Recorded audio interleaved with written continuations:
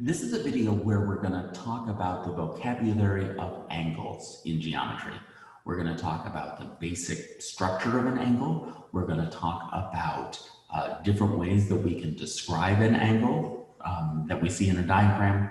And we're going to talk about different vocabulary terms that we can use to differentiate angles based on their size. All right, so an angle is when we have two line segments or two rays that have one of their points in common. All right, for instance, let's make both of these rays, and one of them will be called AB and the other one will be called AC. So this is an angle, and an angle just talks about the amount of rotation it would take to make one of the rays line up with the other one of the rays. This is an angle. When we've got an angle, that common point at the center of the angle is going to be called the vertex of the angle. Okay? Now there are a number of different ways when we've got an angle like this in a diagram that we could write about it in a sentence, or we could use to describe in words which angle we're talking about. They're all going to start off with this angle symbol. And one way is, let me kind of point and trace out the shape of the angle using my finger. So I'd start here at point C. I trace my way down to the vertex, and then I trace my way to the other point, which is B. And so the points that I hit in that journey were C, A, B. And that angle, that description describes this angle. There's no reason I needed to go in that direction. I could also describe it as BAC. So once again, tracing that, I'm drawing the shape of the angle. Notice in both of these cases, it's the vertex of the angle that is the middle letter in this three-letter sequence. If you've got a simple angle like this, we could also describe this angle using one-letter notation. If I said angle A, you would know that I was talking about this angle because there is only one angle in this diagram whose vertex is A. Let me give you another example. If I had a diagram that looked something like this, and this is W, and this might be X, and this is Y, and this is Z. If I talked about angle W, would you know which angle I was talking about? Is there only one angle in this diagram that has W as its vertex? And the answer to that is no. For instance, we have angle ZWY, which is the top angle in this diagram. We could also be talking about YWX, which is the bottom angle in this. We could also be talking about ZWX, which is the entire angle made up of those two pieces. So because there would be some confusion there, this is not a diagram where we could describe this angle as angle W. There's one other notation that we can use to describe an angle, given a diagram of it. Sometimes we might draw an angle, and we'll draw one of those little arcs, and I'll put the number 1 in there. And so if I talked about angle 1, you would know what I was talking about. I would be talking about the angle. You just look for the 1 in the diagram, and you see which arc it's talking about. And that would be the angle that we mean by angle 1. It's not very useful in this diagram, but if we have a more complicated diagram, and you didn't want to use the three-letter notation, you can draw a number in like that. Another thing to keep in mind, though, is that sometimes we have other uses for putting numbers inside angles.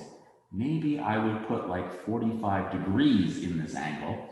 And this doesn't say that this is angle number 45. This is talking about the size of the angle because it's got that degree notation sitting right there. Okay? But if there isn't a degree symbol there, then it's meant to be kind of a descriptive placeholder for one of the angles. Okay? Another important thing when we're talking about angles is being able to identify how large an angle is and to use a vocabulary word to describe that.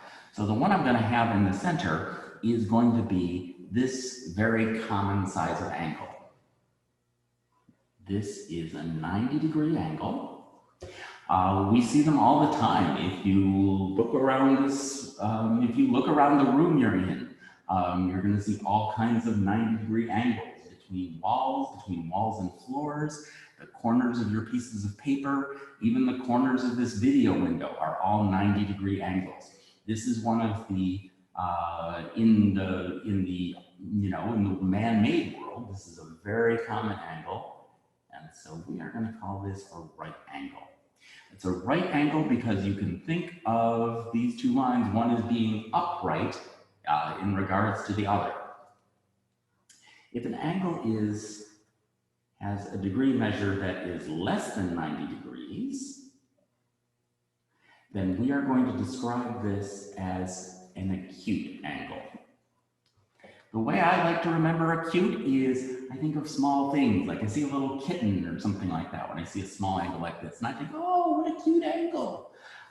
That helps me remember that acute angles are the ones that are small. On the other hand, if an angle is larger than 90 degrees, but not quite so large as the next angle we're going to see, we will call this an obtuse angle.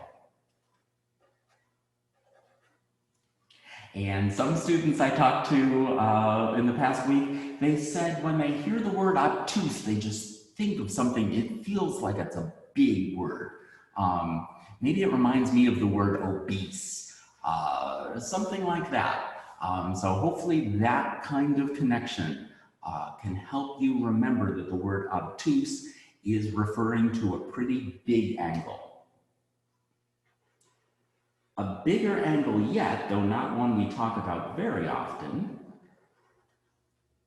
is one that is a full 180 degrees. And this is a pretty easy word to remember, I think. This is a straight angle. It's a straight angle because it's made up from a straight line. The vertex of the angle is just a point on the line. And we won't talk about this a whole lot, but it's another good word to use. If you saw an angle that looked like this, you might think that it was an upside down obtuse angle.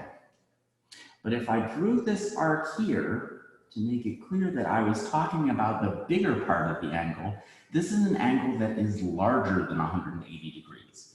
And we will describe this as a reflex angle.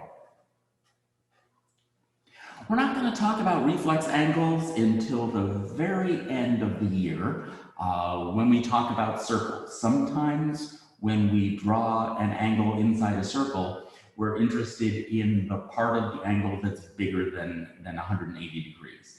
And that's the kind of time when we will refer to reflex angles. But other than that, if you see an angle that doesn't have this arc in it, you can assume that we're talking about the one that is either acute or obtuse or right. So, what did you pick up from this video? What I hope you know. Oh, I'm sorry, there's one other thing I wanted to mention before I let this go. And that is that if we have a right angle, let me draw another right angle over here. So let me pick 3 letters I haven't picked yet. Let us say P, Q, and R. And these points form a right angle.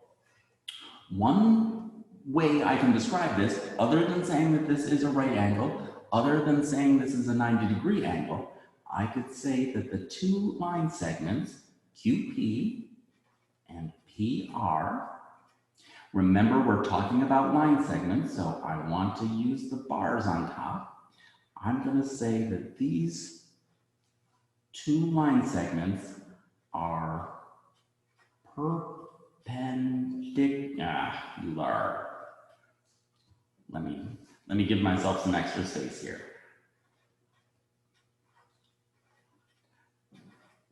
Perpendicular.